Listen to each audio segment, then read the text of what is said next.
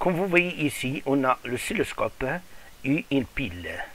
L'oscilloscope il est constitué d'un écran, la vitesse, je m'excuse, c'est là, la vitesse de balayage, ou la sensibilité horizontale, et ici on a la sensibilité verticale, et ici on a les deux bornes. La borne en rouge, c'est-à-dire l'entrée, la borne en couleur, c'est-à-dire noire, et la masse.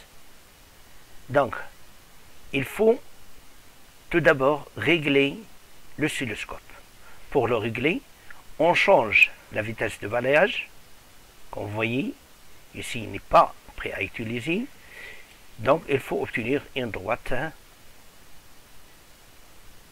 Qu'est-ce qui arrive lorsque on branche les pôles de la pile avec l'oscilloscope, le bord de l'oscilloscope? Donc, comme vous voyez,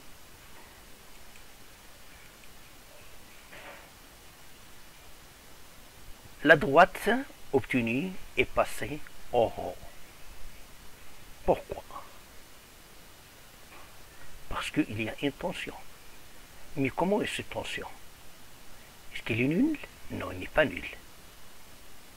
Comme vous voyez, il y a à peu près 2,1 divisions. On va le voir.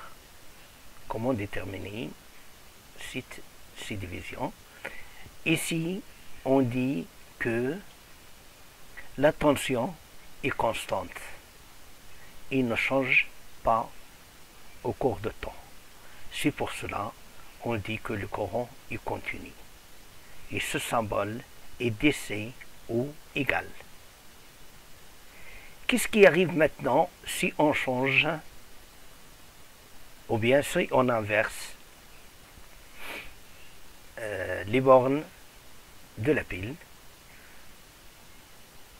Vous voyez, la droite passe en bas. Pourquoi? Parce que la tension ici est négative. Donc la tension peut être positive ou négative. Maintenant, on passe au courant alternatif. Qu'est-ce qui arrive? Ici, il faut toujours utiliser l'oscilloscope, mais il faut le régler. Comment ça? On le fait en marche. On l'allume. On n'obtient rien.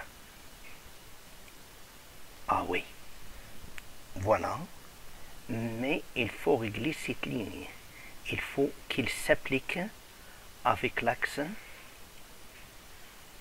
des abscisses.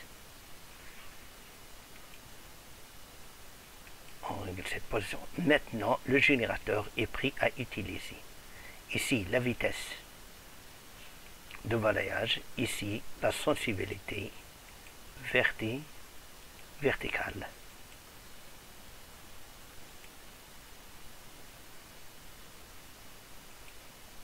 Maintenant, on utilise le générateur.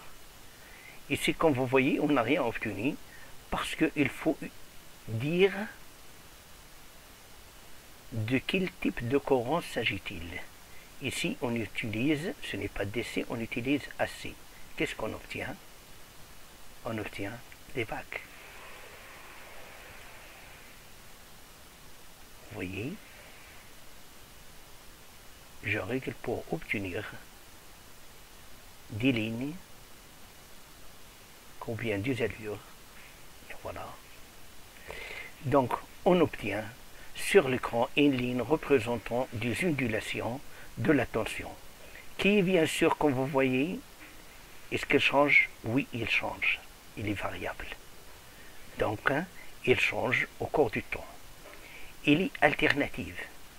C'est-à-dire, il prend des positions, il prend des valeurs positives, voilà, valeurs positives, et voilà, et des valeurs négatives.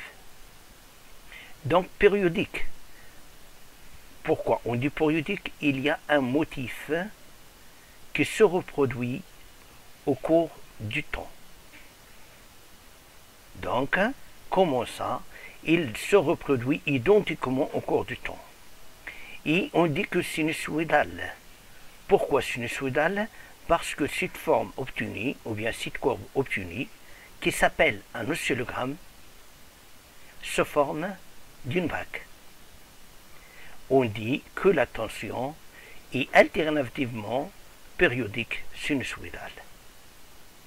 Conclusion, pour le courant continu, voilà, on obtient une ligne, ce qui indique que la tension est constante et ne change pas au cours du temps. Mais pour le courant alternatif, on obtient une tension qui est variable, alternative, périodique et sinusoïdale. Merci.